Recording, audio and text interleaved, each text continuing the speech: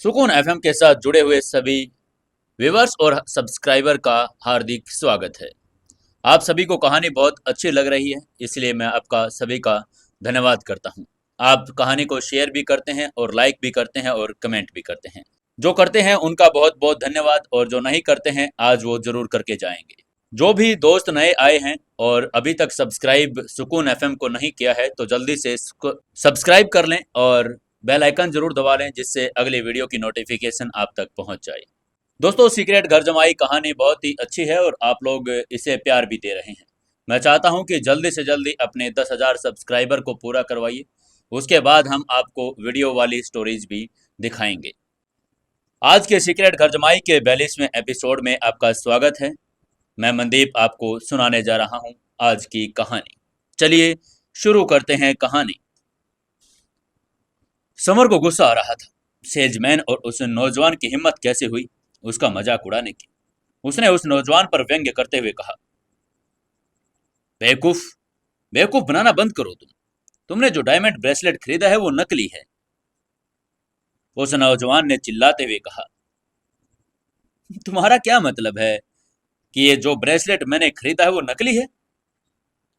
Summer की बात सुनकर उसका चेहरा गुस्से से पीला पड़ गया। अगर ब्रेसलेट नकली होता तो उस नौजवान के लिए बहुत शर्मिंदगी की बात थी।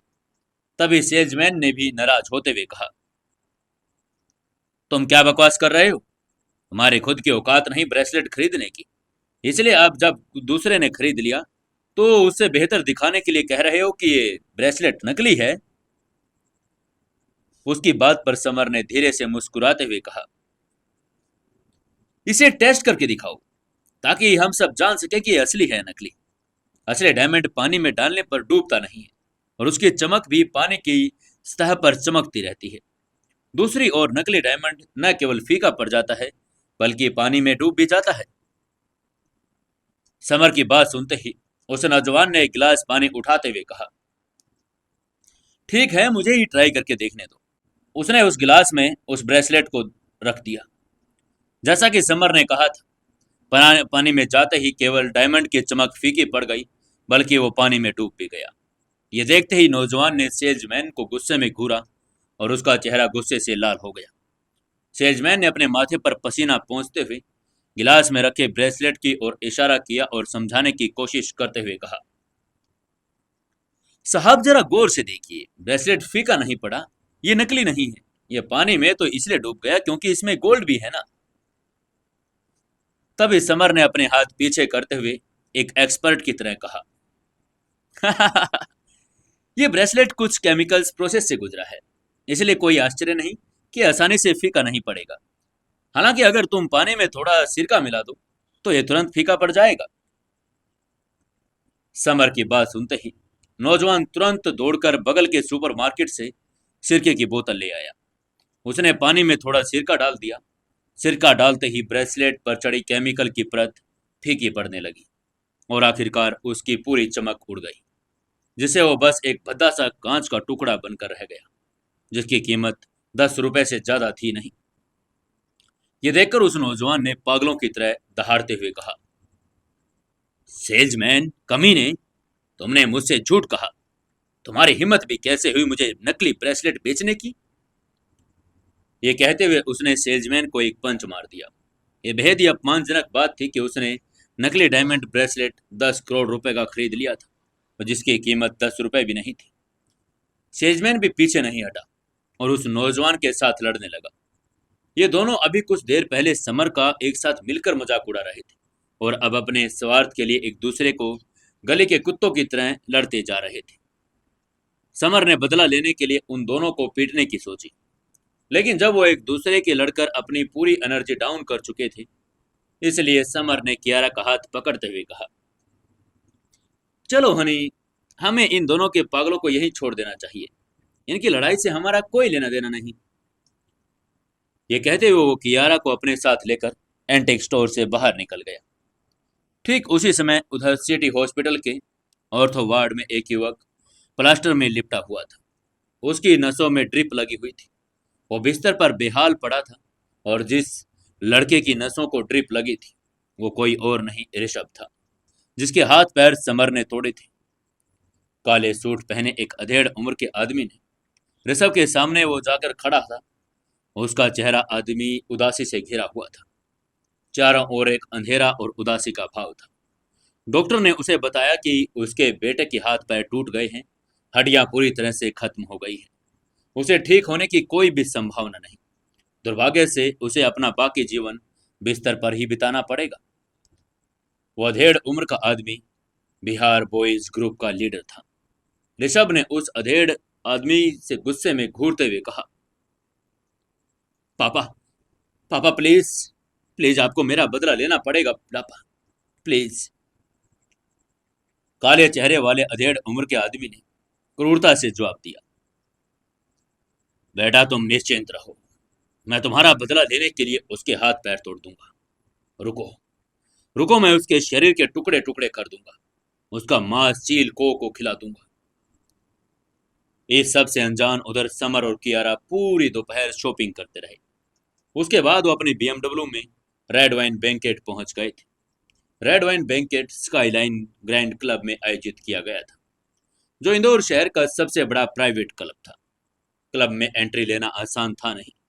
बिना इनविटेशन कार्ड के किसी को भी क्लब में एंट्री मिलती नहीं थी। क्लब के सिर्फ उन्हीं लोगों को इनवाइट किया जाता था जो लोग अपनी फील्ड में नंबर 1 एक्सपर्ट थे।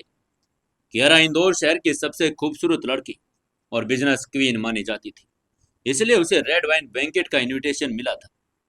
कियारा ने कार पार्क की, चेहरे पर एक प्यारी सी मुस्कान लाते हुए समर से कहा, ये लीजिए डियर, हम पहुंच गए, अब आप गाड़ी से उतर सकते हैं। समर थोड़ा मुस्कुराया। उसने कार का दरवाजा खोला और उतर गया। उसे इस तरह का रेड वाइन बैंकेट में कोई दिलचस्पी थी नहीं, लेकिन कियारा ने उसे साथ आने के लिए कहा था, इसलिए उसकी खुशी के लिए समर आ गया था। सबसे खास बात यह थी कि इस इवेंट के दौरान उसके साथ वो डांस कर सकता था, और वही सिर्फ कियारा के साथ डांस करने के लिए यहाँ आया था। जैसे ही कियारा स्काईलाइन ग्रैंड गेट पर पहुंची, वह उस जगह की तारीफ करने में अपने आप को रोक नहीं पाई। उसके मुंह से अपने आप ही निकल गया, वाह, वाह, कितना शानदार क्लब है। स्काईलाइन ग्रैंड क्लब के गेट पर सफेद ड्रेस वाली दो ब्यूटीफुल और अट्रैक्टिव लड़कियां खड़ी थी। कियारा जैसे ही क्लब में एंटर होने वाली थी, उसे एक स्वीट आवाज सुनाई दी, good evening ma'am, please enter होने से पहले मुझे अपना इनविटेशन कार्ड दिखाइए। कियारा ने ऊपर देखा और देखा उन दोनों खूबसूरत लड़कियों में से एक लड़की उससे इनविटेशन कार्ड मांग रही थी। कियारा मुस्कुराई और उसे अपने जेब से इनविटेशन कार्ड निकालने के लिए हाथ डाला, लेकिन वो अचानक चौंक गई, क्योंकि उसकी जेब में कुछ भी था नहीं। उसने हैरान होते हुए मन ही मन कहा, अरे, अरे नहीं, इनविटेशन कार्ड कहाँ गया? घर से निकलने से पहले मैंने तो जेब में रखा था, कहीं गिर तो नहीं गया? कियारा ने अपनी सारी जेबें छान मारी, लेकिन फिर भी उसे कुछ नहीं मिला। उसका चेहरा उतर गया।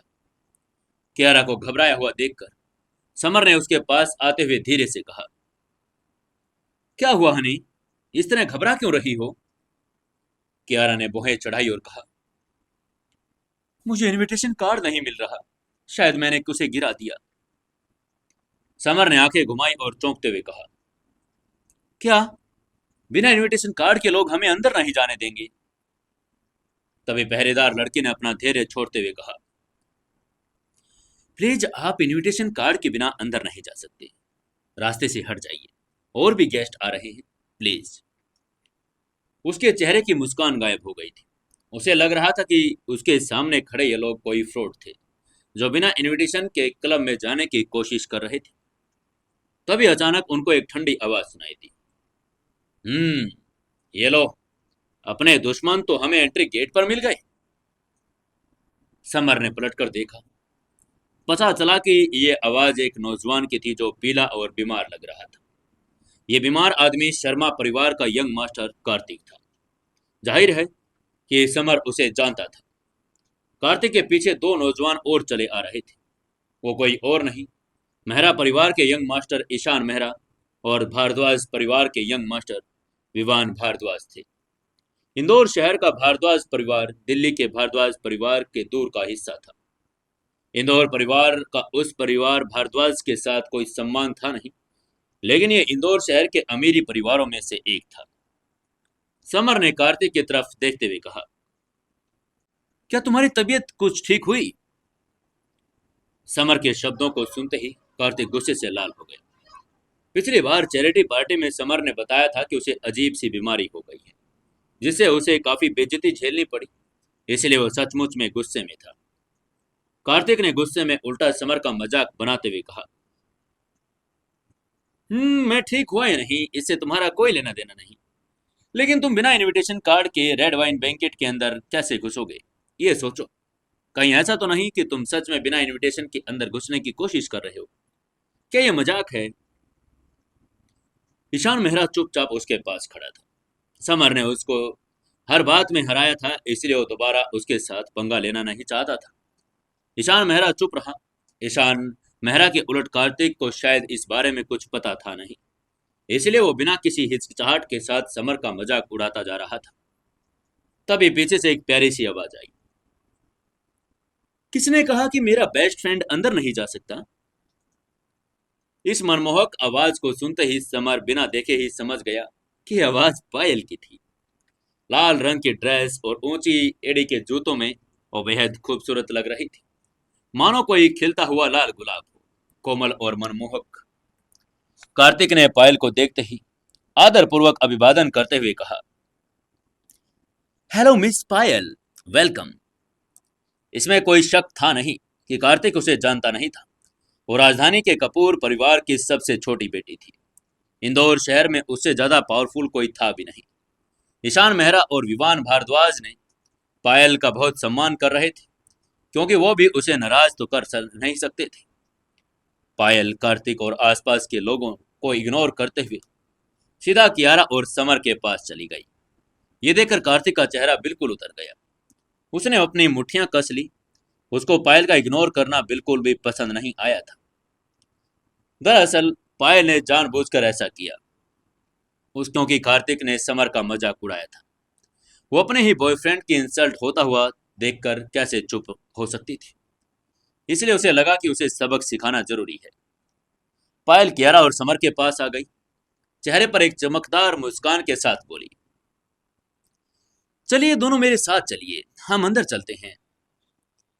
कियारा ने मुंह बनाया और पायल के इनविटेशन का कोई जवाब नहीं दिया। वो इस खूबसूरत महिला को अपने लिए खतरा समझ रही थी। तभी समर ने कंफ्यूज होते हुए पायल से पूछा, मिस पायल, हम बिना इनविटेशन के अंदर कैसे जा सकते हैं? पायल ने प्यारी सी मुस्कान के साथ जवाब देते हुए कहा, हमें किसी इनविटेशन की जरूरत नहीं है, स्काईलाइन ग्रैंड क्लब मेरा ही है। कियारा ने मुंह बनाते हुए कहा, स्काईलाइन ग्रैंड क्लब आपका है? वो बड़ी आश्चर्य में पड़ गई थी। पायल ने कियारा को देखकर प्यारी सी मुस्कान के साथ कहा, हाँ, आज रात यहाँ कुछ फ्रांसीसी और डेनिश लोग आ रहे हैं, इसलिए मैंने ही आपको इस इवेंट का इनविटेशन कार्ड भेजा था। दरअसल पायल को एहसास हो गया था कि समर के साथ उसका रिश्ता सामान्य नहीं है, इसलिए उसने कियारा को इनवाइट किया। वो जानती थी कि समर उसके साथ जरूर आएगा। पायल के कियारा को इनवाइट करने का मकसद सिर्फ समर और कियारा के बीच के रिश्ते का पता लगाने की कोशिश करना था। कियारा को जब पता चला कि यह पायल का क्लब है, तो एक पल के लिए अंदर जाने से हिचकिचाने लगी। लेकिन दुर्भाग्य से कियारा को जाना पड़ा, क्योंकि समर पहले ही अंदर जा चुका था। वो अपने पति को इस चालाक लोमड़ी के साथ अकेला छोड़ भी नहीं सकती थी। कियारा भी समर के साथ पायल के रिश्ते का पता लगाने की कोशिश कर रही थी। दोनों के मन में एक ही प्लान था कि आखिर समर किसके साथ है। कार्तिक ने चौंकते हुए धीरे से कहा, समर ये पायल कपूर को जानता है। इस फटीचर का पायल कपूर के साथ रिश्ता क्या है आखिर? कार्तिक को यकीन नहीं हो रहा था कि समर पायल को जानता है। हालांकि वो उन दोनों से कुछ नहीं कह पाया। वहीं पायल कियारा और समर के साथ अंदर आ रही थी। कियारा और समर हैरान होते हुए इंटीरियर को देख रहे थे। स्काईलाइन ग्रैंड क्लब की इंटीरियर डेकोरेशन एक्सटीरियर डेकोरेशन जितनी शानदार थी। फर्श, दीवारें, छत सब कुछ गोल्ड से बने थे। हर जगह सिर्फ गोल्ड ही गोल्ड था। यहाँ तक कि चेयर्स और टेबल्स भी गोल्ड की थी। वहीं समर को क्लब में कुछ जानने वाले भी मिल गए थे। यंग मास्टर गौरव और एंटिक एसोसिएशन के प्रेसिडेंट अविनाश गिल। उनने उसे मिलने के बाद कुछ खाने का सोचा। वो भूख से व्याकुल हो रहा था क्योंकि दोपहर के लंच के बाद उसने कुछ नहीं खाया और इसलिए वो बुफे में गया और तुरंत खाना शुरू कर दिया। आसपास के लोग समर को ऐसा खाना खाते देखकर उसके बारे में बातें करने लगे थे।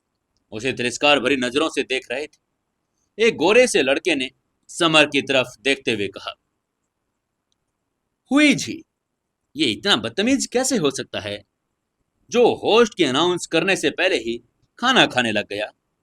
उसके पास खड़े एक और ने कहा, हाँ ये सही है, मैंने सुना है कि आज रात फ्रांस का एक अमीर इंसान आ रहा है।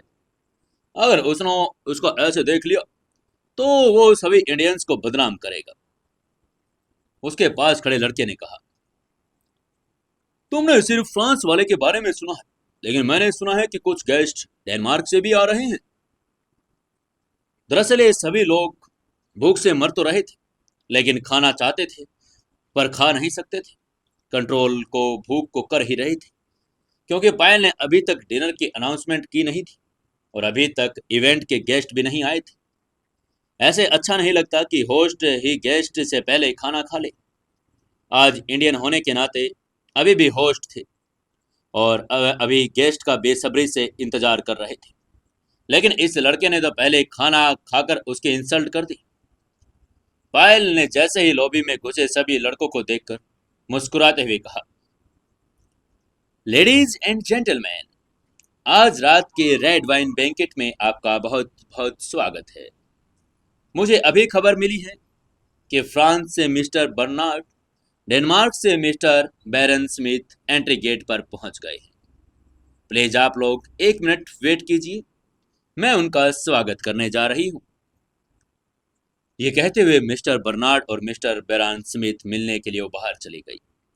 पायल की बात सुनकर लॉबी में शोरगुल मच गया। सबके चेहरे पर आश्चर्य की झलक थी। एक लड़की ने हैरान होते हुए कहा, मिस्टर बर्नार्ड फोर्ब्स ग्लोब के टॉप 100 में अमीर शामिल हैं। वो न सिर्फ बेहद अमीर बिजनेसमैन हैं बल्कि फ्रांस के सबसे बड़े वाइन यार्ड के मालिक भी हैं। उसके पास खड़े लड़के ने भी हाँ में सिर हिलाते हुए कहा, हाँ मैंने सुना है मिस्टर बैरन स्मिथ भी आए हैं। ये तो किसी को भी बताने की जरूरत नहीं कि वो डेनमार्क के शाही परिवार के मेंबर हैं। उस लड़के ने खुश होते हुए कहा, यार मैंने अपनी जिंदगी में न तो मिस्टर बर्नार्ड को देखा है और न ही बैरन स्मिथ को। आज का दिन तो मेरे लिए बहुत अच्छा दिन है। उस लड़के ने धीरे से कहा, कपूर ग्रुप ऑफ इंडस्ट्रीज की चेयरपर्सन होने के नाते पाल वाकई बहुत खुशनसीब है कि वो इन मशहूर हस्तियों को इनवाइट कर पाई। लॉबी में लोग आपस में फुसफुसा रहे थे। पायल के स्ट्रॉन्ग बैकग्राउंड को देखकर वो सभी हैरान भी थे। इसी बीच स्काईलाइन ग्रैंड क्लब के गेट पर 2 रोल्स रॉयस आकर खड़ी हो गई। उनमें से 2 लोग नीचे उतरे। उनमें से एक अधेड़ उम्र का आदमी था। उसका नाम बर्नार्ड था, जो एक फ्रांसीसी अरबपति था और फ्रांस के सबसे बड़े वाइन यार्ड का मालिक भी था। दूसरा व्यक्ति 20 साल का युवक था, जो कुलीन कपड़े पहने हुए था और वो डेनमार्क के शाही परिवार का मेंबर बैरन स्मिथ था, जिसका एक सम्मानजनक दर्जा था। पायल ने एक स्वीट से मुस्कान के साथ कहा, मेरे रेड वाइन इवेंट में आपका वेलकम है मिस्टर बर्नार्ड और मिस्टर बैरन स्मिथ। आप दोनों यहां से आए, यही मेरे लिए सम्मान की बात है। प्लीज आइए, हमें आपकी सेवा का मौका दीजिए। बर्नार्ड ने मुस्कुराते हुए हिंदी में पायल से कहा, हमें इतना सम्मान देने के लिए थैंक यू मिस पायल। आपके पिता और मैं ग्रेट फ्रेंड हैं। इस नाते मैं आपसे एक अनुरोध करना चाहता हूं। वो हिंदी में बोल रहा था। उसकी बात सुनकर पायल हैरान हो गई। उसको समझ नहीं आ रहा था कि वो कैसी मदद मांग रहे हैं। पायल का चेहरा कंफ्यूजन से भर गया। बर्नार्ड उसकी उलझन भाप गया था। वो मुस्कुराया और बोला, मिस पायल, दरअसल बैरन स्मिथ और मैं यहाँ किसी की तलाश में आए थे। हम जानते हैं कि आपके यहाँ अच्छे कनेक्शन हैं और आप हमारी उस इंसान को ढूंढने में मदद कर सकते हैं, इसलिए हम आपसे मदद मांग रहे हैं। पायल तुरंत समझ गई कि वो दोनों फ्रांस और डेनमार्क से यहाँ किसी की तलाश में आए थे। पायल ने अपने लाल होठ धीरे से खोलते हुए कहा, मिस्टर बर्नार्ड, क्या मैं उस आदमी का नाम जान सकती हूँ जिसे आप ढूंढ रहे हैं? मिस्टर बर्नार्ड ने मुस्कुराते हुए कहा, जी, हम शैडो ग्रुप के शैडो किंग को ढूंढ रहे हैं। पायल ने कंफ्यूज होते हुए कहा, शैडो ग्रुप का शैडो किंग? वो कौन है? बर्नार्ड ने पायल को उम्मीद से घूरते हुए कहा, ओह, वो शैडो किंग का असली नाम समर भारद्वाज है। क्या आप उसे जानती हैं? उसकी आंखों में उम्मीद भरी हुई थी। बर्नार्ड की बातें सुनकर पायल के मोहक चेहरे पर आश्चर्य की एक झलक दिखाई दी। उसने हैरान होते ही मन ही मन कहा, क्या क्या आप समर भारद्वाज को ढूंढ रहे हैं?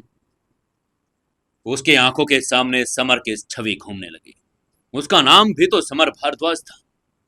लेकिन फिर उसने कंफर्म करने की सोची और मुस्कुराते हुए कहा, मिस्टर बर्नार्ड, मैं समर भारद्वाज के नाम के एक व्यक्ति को जानती हूं, लेकिन मुझे नहीं पता कि यह वही व्यक्ति है जिसे आप ढूंढ रहे हैं या कोई और है। बर्नार्ड के चेहरे पर खुशी भरी मुस्कान आ गई। उसने खुश होते हुए कहा, हे मालिक, लगता है इंदौर शहर आने का मेरा फैसला सही था। मुझे शैडो किंग की खबर मिल गई। ये तो कमाल की बात है। मिस पायल, क्या आप मुझे उस समर भारद्वाज के बारे में कुछ बता सकती हैं जिसे आप जानती हैं? समर की खबर मिलना ही उनके लिए बहुत खुशी की बात थी। वो शैडो किंग से मिलने और उसकी मदद लेने के लिए फ्रांस से इंदौर शहर का लंबा सफर तय करके आए थे। पायल ने मुस्कुराते हुए कहा, जी मिस्टर बर्नार्ड, वो इंदौर शहर की अग्रवाल इंडस्ट्रीज का एक रेगुलर एम्प्लॉय है। वो अग्रवाल इंडस्ट्रीज का एक सेल्स पर्सन है। बर्नार्ड ने धीरे से कहा, एक सेल्स पर्सन? क्या आपको यकीन है कि वो सिर्फ एक सेल्स पर्सन है? पायल ने हाँ में सिर हिलाते हुए कहा, मिस्टर बर्नार्ड, बिल्कुल मुझे पूरा यकीन है कि वो एक सेल्स पर्सन ही है। उसकी बात सुनकर बर्नार्ड ने एक ठंडी आंख भरते हुए कहा, आह, लगता है वो शैडो समर नहीं जिसकी मुझे तलाश है। उसकी आंखों में निराशा साफ दिखाई दे रही थी। उसे यह सोचकर अजीब लग रहा था कि जिस आदमी को वो दुनिया में सबसे ज्यादा सम्मान करता था, जिससे पूरा अंडरवर्ल्ड डरता था, वह एक मामूली सा सेल्स पर्सन कैसे हो सकता है। उसकी नजर में शैडो किंग घमंडी और ताकतवर था।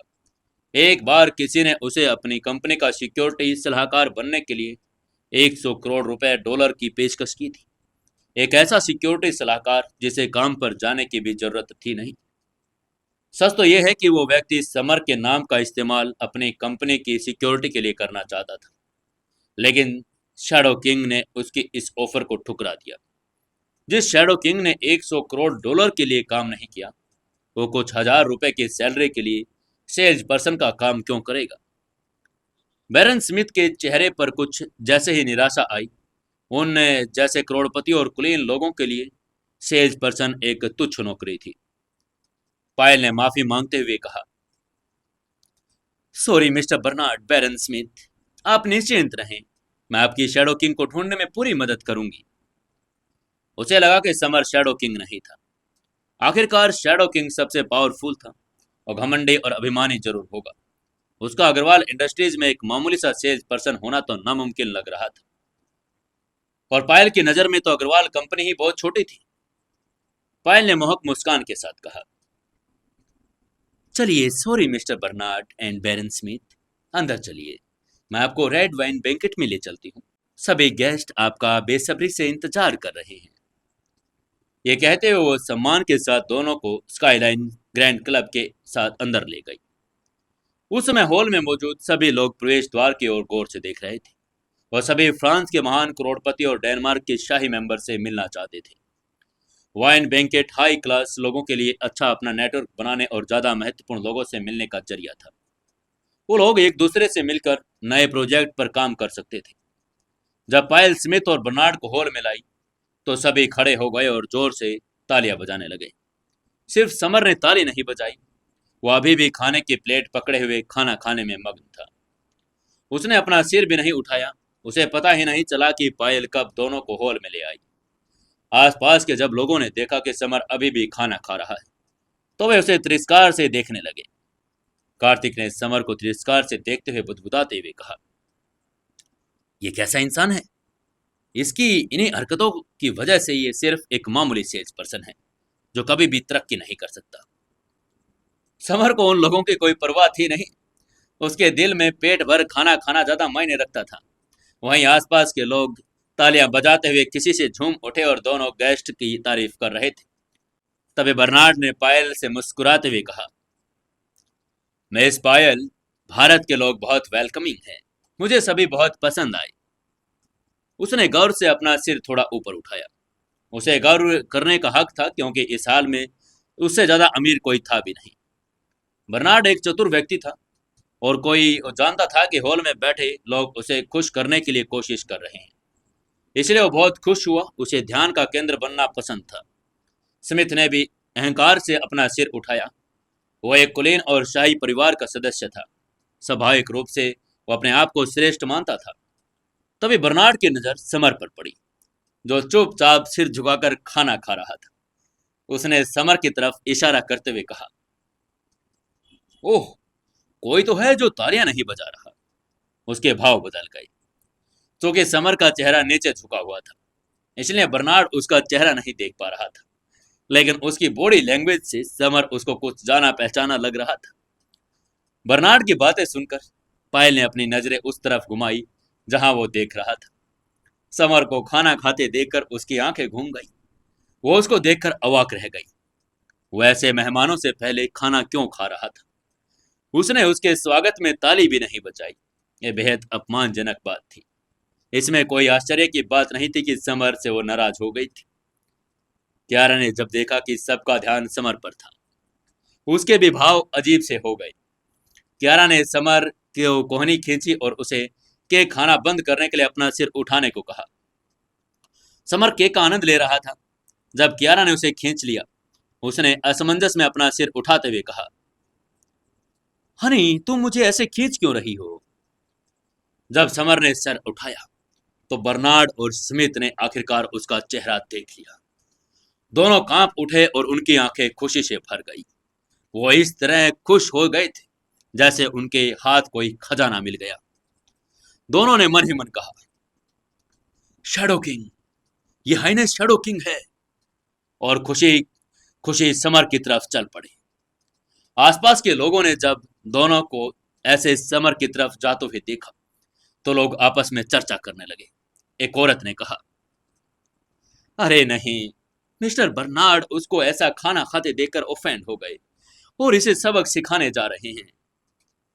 उसके पास बैठे एक अधेड़ उम्र के आदमी ने कहा, हाँ, मुझे भी यही लगता है। वो देखो मिस्टर बर्नार्ड कितनी तेजी से वहां जा रहे हैं। वो जरूर इस आदमी को सबक सिखाना चाहते हैं। वही एक और बोला, यार, इसने पूरे देश को शर्मिंदा कर दिया। इसे तो मार पड़नी चाहिए। आसपास के लोग उत्साह से चर्चा कर रहे थे। सभी ये सोच रहे थे कि बर्नार्ड समर को सबक सिखाने जा रहा है। वहीं कार्तिक ने भी किनारे से खड़े होकर मजाकिया अंदाज में हंसते हुए कहा, समर, मैंने सुना है कि मिस्टर बर्नार्ड काफी गुस्सेल है। तुमने उन्हें इग्नोर किया। वो तुम्हें कोई न अब बचा सकेगा। वो तुम्हें बर्बाद कर देंगे। समर ने कार्तिक की तरफ देखा, लेकिन वो बहुत आलसी था। अभी अभी खाना खाकर हटा था, जिसकी वजह से उसको और भी आलस आ रहा था। तभी उसने बर्नार्ड और स्मिथ की तरफ देखा, जो उसकी ओर ही आ रहे थे। उसे समझ नहीं आ रहा था कि दोनों इंडिया क्यों आए हैं। जैसे ही बर्नार्ड समर के सामने पहुंचा, वो बिल्कुल भी नाराज नहीं हुआ, बल्कि उसने झुककर समर का अभिवादन किया। वो दोनों समर को सम्मान भरी नजरों से देख रहे थे। बर्नार्ड ने भावुक होकर कहा, हाइनेस शैडो किंग, आखिरकार मैंने आपको ढूंढ ही लिया। उसकी आंखों में खुशी के आंसू थे। समर ने मुस्कुराते हुए उनसे पूछा, अरे बर्नार्ड स्मिथ, तुम लोग इंडिया क्या करने आए हो? आसपास के लोग समर के मुंह से सीधा बर्नार्ड और स्मिथ सुनकर अवाक रह गए। उनके होश उड़ गए। कुछ लोग तो लगभग बेहोश हो ही पड़े थे। समर की बातें सुनकर सब अवाक रह गए। लेकिन सबसे ज्यादा हैरानी इस बात की हुई कि बर्नार्ड और स्मिथ ने समर को कुछ नहीं कहा, बल्कि वो तो खुश हो रहे थे। बर्नार्ड के चेहरे पर एक बड़ी मुस्कान आ गई और उसने उत्साह से कहा, हाइनेस शैडो किंग, आपको अभी भी मेरा नाम याद है? मैं बहुत खुशनसीब हूं कि आप मुझे भूले नहीं। स्मिथ ने यह भी दिखाने के लिए गंभीरता में अपना सिर और भी बहुत खुशी से झुका लिया। हॉल में मौजूद सभी लोग ये देखकर हैरान हो रहे थे। मन ही मन सोच रहे थे, यार ये क्या बकवास है। क्या ये बर्नार्ड सचमुच करोड़पति बर्नार्ड है या कहीं कोई बहरूपिया तो इवेंट में नहीं घुस आया? असली बर्नार्ड तो कभी एक मामूली सेल्स पर्सन के आगे झुकेगा नहीं। लेकिन तभी उन सभी को कुछ याद आया। सभी लोगों के चेहरे के भाव अचानक बदल गए।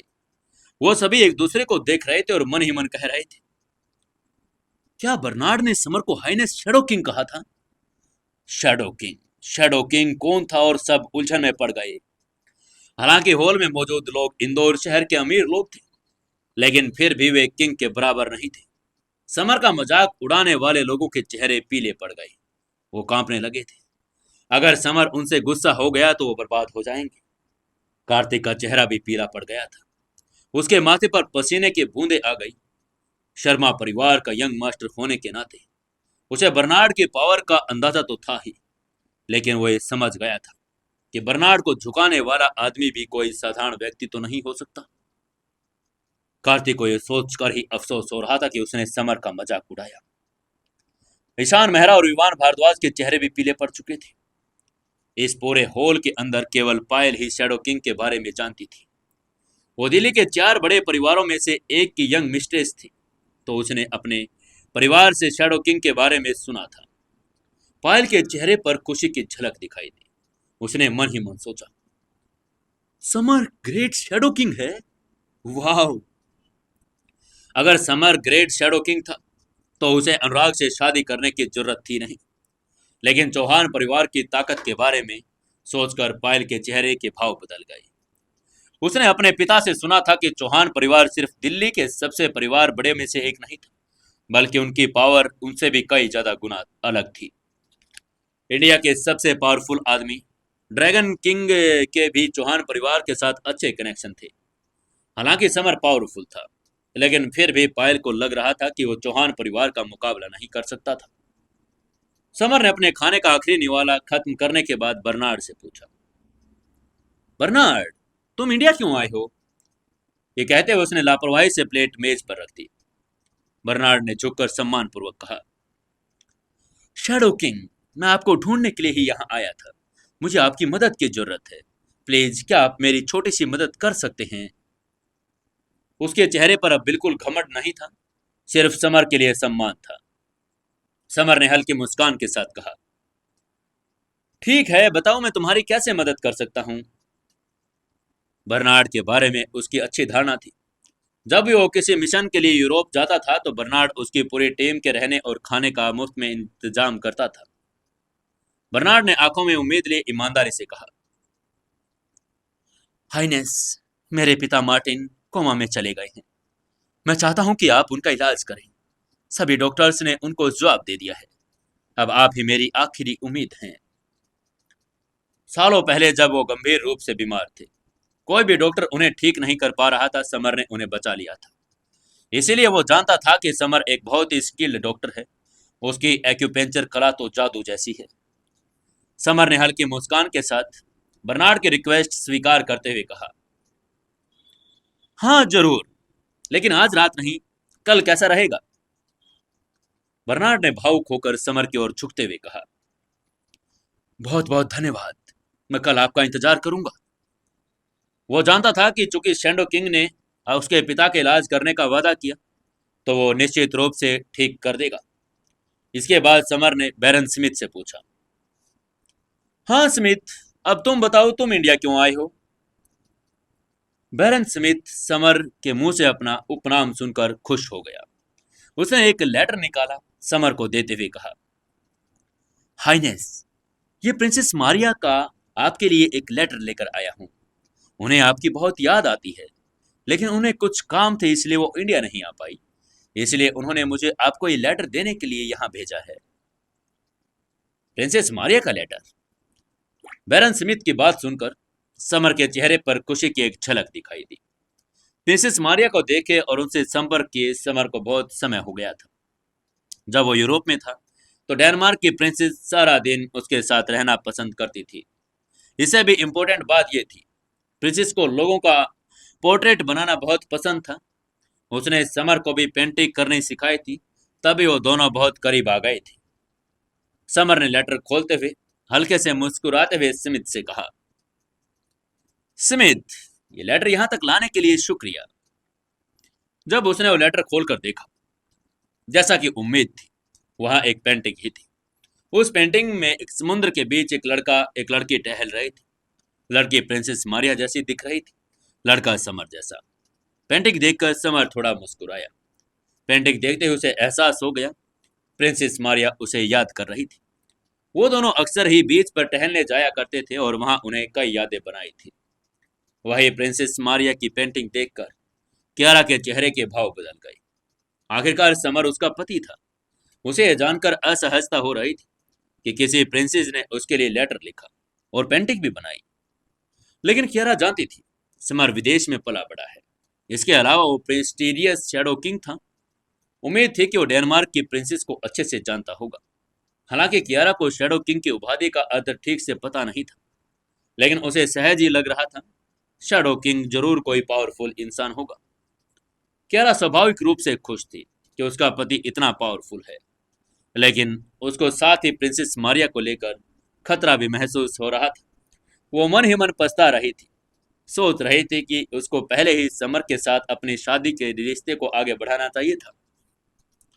तभी पायल ने उन दोनों गेस्ट के पास जाकर कहा, mister Bernard, mister Baron, red wine event शुरू होने वाला है। प्लीज आप मेरे साथ फूड कॉर्नर पर चलें। रेड वाइन बैंकेट का सबसे जरूरी हिस्सा ड्रिंक करना और डांस ही था। सभी ड्रिंक्स फूड कॉर्नर के साथ रखे हुए थे, इसलिए उसने दोनों को वहां आने के लिए कहा। बर्नार्ड और स्मिथ ने पायल के इनविटेशन का कोई जवाब नहीं दिया। वो दोनों समर की ओर देख रहे थे, उसकी मंजूरी का इंतजार करने लगे। समर ने मुस्कुराते हुए कहा, बर्नार्ड, तुम लोग आ सकते हो। मैं कल तुम्हारे साथ फ्रांस जरूर चलूंगा। बर्नार्ड आज के इवेंट में वीआईपी गेस्ट थे। अगर वही ड्रिंक्स न लेते तो खाना न खाते तो कोई भी और डिनर करने की हिम्मत न करता। समर की सहमति मिलने के बाद बर्नार्ड और स्मिथ पायल के साथ एक तरफ चल दिए। लेकिन जाने से पहले पायल ने समर को घूर कर देखा। जाहिर था उसने भी सुना था कि डेनमार्क की प्रिंसेस ने उसको एक लेटर लिखा था, इसलिए उसको थोड़ी जलन हो रही थी। आसपास के लोगों के जाने के बाद कियारा ने समर से पूछा, डियर प्लीज एक बात सच बताइएगा, प्रिंसेस मारिया के साथ आपका क्या रिश्ता है? उसके चेहरे पर ठंडक और जलन के भाव थे। हालांकि वो प्रिंसेस मारिया से कभी मिली नहीं थी, लेकिन वो जानती थी कि प्रिंसेस वाकई खूबसूरत होगी। उसने पेंटिंग में देखा था, वो सुनहरे बालों और नीले आंखों वाली एक खूबसूरत लड़की थी। समर ने कियारा की तरफ देखते हुए पूछा, हनी, क्या तुम्हें जलन हो रही है? वह समझ गया था कि कियारा को जलन हो रही है। कियारा ने अपनी नजरें चुराते हुए कहा, क्या क्या कहा, किससे हो रही है जलन? मुझे तो कोई जलन वलन नहीं हो रही। समर ने मजाकिया लहजे में पूछा, ओह, क्या सच में? कियारा ने धीरे से कहा, सच बताऊं तो मुझे जलन हो रही है। अब आप सच बताइए कि प्रिंसेस मारिया के साथ आपका क्या रिश्ता है? जाहिर है वह समर को आसानी से जाने देने वाली थी नहीं। समर भी समझ गया था कि उसे अपनी बात समझानी होगी, वरना कियारा ऐसे जलन करती रहेगी। बेशक वो खुश था कि कियारा जलन कर रही थी। आखिरकार सिर्फ वही लड़की जलन करती है जो उसकी परवाह करती है। समर ने मुस्कुराते हुए जवाब दिया, जब मैं विदेश में रहता था तब मैंने एक बार प्रिंसेस मारिया को किडनैप होने से बचाया था। उसके बाद वो मेरी अच्छी दोस्त बन गई। दोस्ती से ज्यादा हमारा कोई रिश्ता नहीं है। कियारा ने खुश होते हुए कहा, वाह जान, आपने तो रियल लाइफ हीरो की तरह काम किया। आपने उस खूबसूरत लड़की को भी बचाया था। आप हमेशा से अच्छे अच्छे काम करते रहना।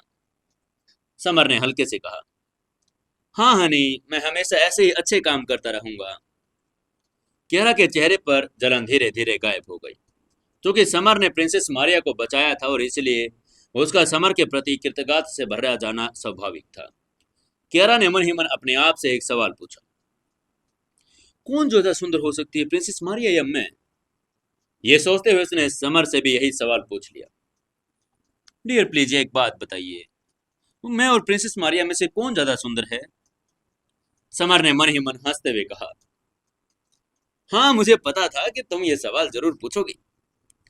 समर ने स्वाभाविक रूप से कियारा को खुश करने के लिए कहा। बेशक तुम ज्यादा खूबसूरत हो, मेरे लिए तुम आसमान का सितारा हो। तुम सबसे खूबसूरत हो, आकर्षक महिला हो। तुमसे खूबसूरत तो इस दुनिया में कोई है ही नहीं। वहीं इस समय पूरा डिनर हॉल चहल पहल से गुलजार था। बर्नार्ड और स्मिथ के आसपास कई लोग इकट्ठा हो गए थे, उन्हें खुश करने की कोशिश कर रहे थे।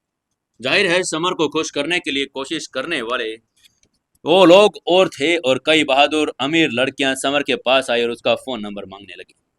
लेकिन समर ने इन लड़कियों को अपनी सभी रिक्वेस्ट से ठुकरा दिया और कियारा उसे बिल्कुल पास खड़ी थी। उसने देखा कि जब समर ने सभी लड़कियों को जवाब दे दिया है। कियारा ने आकर्षक मुस्कान के साथ कहा, जाना आप तो बहुत पॉपुलर हो गई हो। इंदौर शहर की नंबर 1 ब्यूटी होने के नाते कियारा के चाहने वालों की भी भीड़ कम नहीं थी। बहुत लोग उसे जानते थे। कुछ लड़कों ने उसके साथ फ्लर्ट करने की कोशिश की, लेकिन कियारा ने उन्हें पूरी तरह से नजरअंदाज कर दिया। कुछ अमीर लड़कों ने फिर भी हार नहीं मानी, कियारा से बात करना चाहते थे। उन्होंने अपने साथ डांस करने के लिए इनवाइट भी किया, लेकिन समर ने इस इम्पोर्टेंट क्षण में आकर उन्हें एक नजर से ही डरा दिया।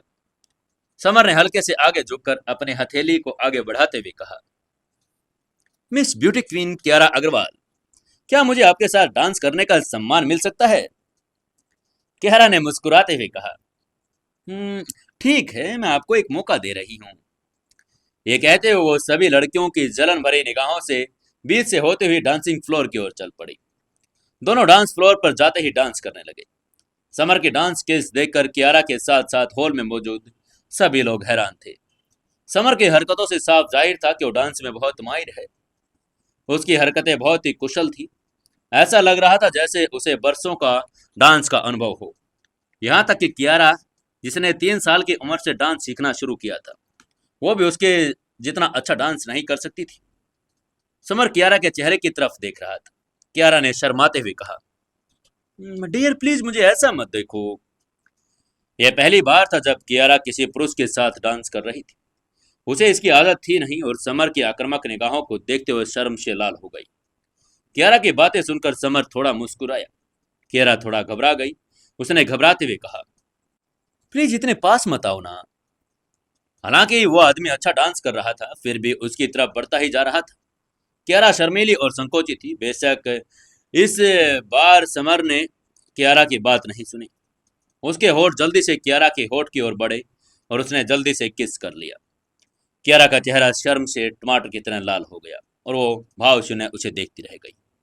उसे उम्मीद नहीं थी कि समर इतनी हिम्मत करेगा, सबके सामने उसे किस कर देगा। बेशक समर ने कियारा को इसलिए किस किया ताकि सबको पता चल सके कि कियारा उसकी हो और किसी की नज़र उस पर ना पड़े। आसपास के लोग उसको ऐसे डांस फ्लोर पर किस करता हुआ देखकर हैरान रह गए। वो आपस में चर्चा करने लगे। एक हैंडसम से लड़के ने धीरे से कहा, अरे किसी ने मेरी देवी को किस कर लिया। कुछ लड़के तो उस पर भड़क गए और गुस्से में बोले, साले बेशर्म कमीने, कियारा को छोड़ दो। इवेंट में कुछ लोग समर को बेशर्म कह रहे थे, कुछ उसकी बात से जल रहे थे। तभी समर ने मुस्कुराते हुए कियारा के कान में कहा, हनी मैंने तो बस तुम्हें इसलिए किस किया ताकि उन्हें पता चले कि तुम मेरी हो। हालांकि कियारा थोड़ी आहत लग रही थी, लेकिन अंदर ही अंदर वो बहुत खुश थी, खासकर जब उसने समर को तुम मेरी हो कहते हुए सुना। इससे उसका मन बहुत खुश हो गया। किसी की खुशी दूसरों को दुखी कर सकती है। इस मामले में पायल सचमुच दुखी हो गई। पायल ने मन ही मन कहा, नहीं नहीं, उसका कियारा के साथ कुछ तो सचमुच में रिश्ता जरूर है। पायल को हमेशा से शक था कि उनके बीच कोई रिश्ता है, और अब ये बात सच साबित हो गई थी। उसने कियारा को पहले ही इसलिए बुलाया था कि उनके बीच के रिश्ते के पता चल जाए। बदकिस्मती से उनके बीच वाकई एक रिश्ता था। समर ने कियारा के साथ डांस भी किया और किस भी किया। पायल कियारा को अच्छी तरह से जानती थी। वो इंदौर शहर की नंबर 1 ग्लैमरस ब्यूटी थी, और वह जानती थी कि कियारा बहुत ही एरोगेंट है। वह हमेशा दूसरों के साथ ऐसा व्यवहार करती है जैसे सामने वाला कुछ भी नहीं। उसके लिए किसी को भी किस करना नामुमकिन ही था। यहाँ तक कि उसने अभी तक किसी लड़के को सही ढंग से बात भी करते नहीं देखा था। लेकिन अब जब समर ने उसको किस किया तो बिल्कुल गुस्सा भी नहीं हुई। इसका मतलब था कि वो समर को पसंद करती है, और अगर वो उसे पसंद करती है तो वो उसे कभी किस नहीं करने देती। इस समय पायल को पता था कि समर और कियारा का रिश्ता अलग है, लेकिन वो उनके बीच के असली रिश्ते के बारे में नहीं जानती थी। कम से कम उसने कियारा की शादी के बारे में तो कभी सुना भी नहीं था। समर और कियारा का डांस करते करते थक गए और वो दोनों आराम करने के लिए पास की कुर्सी पर बैठ गए। आराम करते हुए उन्होंने वाइन का आनंद लिया और आपस में बात कर रहे थे, हंस रहे थे। ऐसा लग रहा था कि वो बहुत ही एक दूसरे के करीब है। वहीं पायल ने समर की तरफ देखते हुए मन ही मन सोचा, अच्छा, अगर कियारा तुम्हारे साथ डांस कर सकती है तो मैं भी तुम्हारे साथ डांस करूंगी। पायल समर के पास गई और वो उसके साथ डांस करना चाहती थी। वो गेम हारना नहीं चाहती थी। पायल समर के सामने गई, उसका हाथ पकड़ा और खुश होते हुए पूछा, मिस्टर समर, क्या आप मेरे साथ डांस करना चाहेंगे? पायल का सवाल सुनकर समर थोड़ा बदल गया। कियारा उसके बगल में थी, फिर भी पायल ने उसे डांस के लिए पूछा। अगर उसने हाँ कर दिया तो बुरा फंस जाएगा, और अगर ना किया तो पायल उसे नहीं छोड़ेगी। पायल ने देखा कि समर ने जवाब नहीं दिया, वो बस कियारा को देख रहा था। उसे जलन हुई। उसने मन ही मन बड़बड़ाते हुए कहा, कमीने, मैं तुम्हें डांस के लिए बुला रही हूँ, इसके लिए तुम्हें कियारा की तरफ देखने की क्या जरूरत है? ये सोचते हुए पायल ने कियारा की ओर घूरते हुए कहा, सीओ कियारा, अगर समर मेरे साथ डांस करेगा तो आपको बुरा तो नहीं लगेगा ना? कियारा की भौहें तन गई। उसे समझ नहीं आ रहा था कि पायल को क्या जवाब दे। अगर उसने डांस नहीं करने दिया तो वो ना का बहाना करके क्या बताएगी? अगर वो पायल को बताएगी कि समर उसका पति है तो ये ठीक नहीं होगा। वो अभी भी समर और अपने रिश्ते के बारे में किसी को बताना नहीं चाहती थी। कियारा को समझ नहीं आ रहा था पायल को क्या जवाब दे। उसे पायल के इनविटेशन को अस्वीकार करने का अच्छा बहाना भी नहीं मिल रहा था, इसलिए उसने न कुछ कहने का ही फैसला कर लिया। पायल ने आकर्षक मुस्कान के साथ कहा, प्रेसिडेंट कियारा, चुप रहने का मतलब आप सहमत हैं? उसे इस बात की परवाह थी नहीं कियारा खुश है या नहीं। उसने समर का हाथ थामा और डांस फ्लोर की ओर चल दी। समर के चेहरे पर अनिच्छा भरी नजर देखकर पायल भी थोड़ी असहज हो गई। उसने समर को गुस्से में घूरते हुए पूछा, क्या हुआ समर, तुम मेरे साथ डांस नहीं करना चाहते? पायल की नाखुशी देखकर समर ने तुरंत कहा, अरे नहीं नहीं, ऐसी कोई बात नहीं। तुम्हारे साथ डांस करना मेरे लिए सम्मान की बात है, मैं खुश हूँ। वो कैसे कह सकता था कि वो नाखुश है? समर कदम दर कदम आगे बढ़ा। उसका दाहिना हाथ पायल की पतली कमर पकड़े हुए था और बायां हाथ उसके छठे हाथ को। दोनों डांस करने लगे। उसके पास के लड़के जलकर खाक हो गए। ये दोनों लड़कियां इंदौर शहर की सबसे खूबसूरत लड़कियां थी और वो दोनों ही साथ उसके सामने डांस कर रही थी। समर को पायल का चेहरा बहुत आकर्षक लग रहा था, जो समर को बहुत अट्रैक्टिव कर रहा था। पायल बहुत ही मनमोहक थी, मानो सभी जीवों का एक उलट रूप। जब वो डांस कर रही थी तो वो जानबूझकर समर के ज्यादा करीब आ रही थी। समर का चेहरा लाल हो रहा था। उसका पूरा शरीर उत्तेजित हो गया। वो बस उसे जमीन पर गिरा देना चाहता था। हालांकि बैंकेट हॉल था और वो नहीं कर सकता था। समर को ऐसे अपने फीलिंग्स को दबाने की कोशिश करता हुआ देखकर पायल मुस्कुराई। आखिरकार उसे आत्मसंतुष्टि का एहसास हुआ। वो जानबूझकर समर को बहका रही थी। वो उसे बताना चाहती थी कि वो कियारा से ज्यादा खूबसूरत है। तभी पायल ने देखा कियारा उन्हें घूर रही है। उसने मन ही मन कहा, अरे कियारा हमें ऐसे क्यों देख रही है? ये सोचते हुए पायल ने अपनी नजरें घुमाई और उसने अपने लाल होठों से सीधे समर के चेहरे पर किस कर दिया। समर ने उलझन में अपना चेहरा छुआ और धीरे से बड़बड़ाते हुए कहा, तुमने मुझे किस को किया? तभी अचानक उसे एक जानलेवा ओरा महसूस हुआ। कियारा अपनी कातिलाना निगाहों से उसे देखते हुए उसकी तरफ आ रही थी। उसका चेहरा गुस्से से लाल हो गया। गुस्से के साथ साथ उसको दुख भी हो रहा था। वो जानती थी कि ये सब पायल ने जानबूझकर किया था। जैसे ही कियारा डांस फ्लोर पर पहुंची तो पायल ने मुस्कुराते हुए उससे पूछा, सीओ कियारा, हम अभी डांस कर रहे हैं, आप अभी यहाँ क्यों आई हैं? कियारा ने गुस्से में कहा, पायल, पायल तुमने समर को किस कैसे किया? पायल ने भी झुंझलाते हुए कहा, ये तुम क्या बकवास कर रही हो और तुम गाली किसे दे रही हो? कियारा ने दांत पीसते हुए कहा, बेशक तुम्हें, पायल ने धीरे से कहा। सीओ कियारा, तुम एक खूबसूरत लड़की हो, लेकिन तुम्हारे शब्द इतने भद्दे कैसे हो सकते हैं? तुम मुझे ऐसे कुतिया तो नहीं कह सकती। कियारा के मुंह से शब्द सुनकर पायल दुखी हो गई। उसने सिर्फ समर को एक छोटा सा किस ही तो किया था। उसे लगा कि कियारा ना समझी कर रही है। समर की अभी शादी नहीं हुई है और फिर कियारा उस पर ऐसे हक कैसे जता सकती है।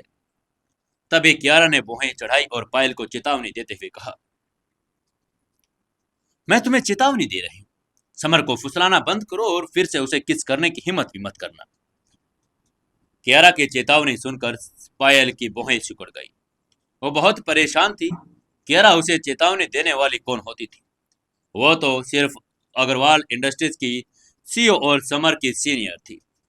समर किसी को किस करे या ना करे, ये उसकी चॉइस थी। पायल ने दुखी होकर कहा, सीईओ कियारा, आप एक इज्जतदार इंसान हैं, प्लीज अपने शब्दों पर ध्यान दें। मैं कैसे समर को फुसला रही हूं? अगर आप अपनी सफाई नहीं दोगी तो मैं आप पर मानहानि का केस कर सकती हूं। पायल भी गुस्से में आ गई थी।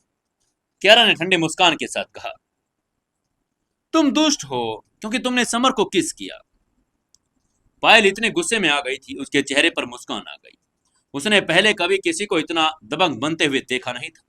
उसने बेरुखी से कहा, समर मेरा बॉयफ्रेंड है, मैं उसे किस क्यों नहीं कर सकती? कियारा ने तुरंत चौंकते हुए कहा, बॉयफ्रेंड? तुम कैसे कह सकते हो कि वो तुम्हारा बॉयफ्रेंड है? पायल की बात सुनकर कियारा को गुस्सा आ गया। उसने समर की तरफ इशारा करते हुए कहा, ये तुम्हारा बॉयफ्रेंड कभी नहीं हो सकता क्योंकि वो मेरा पति है। वो पायल से सचमुच नाराज थी, इसलिए उसने अपने रिश्ते को खुलासा करने का फैसला कर लिया। असल में वो अपने पति पत्नी के रिश्ते का खुलासा करना तो नहीं चाहती थी, लेकिन ऐसा लग रहा था कि उसके पास कोई अब विकल्प था नहीं। पायल को हटाने के लिए कियारा को एक खुलासा करना ही पड़ा कि समर उसका पति है।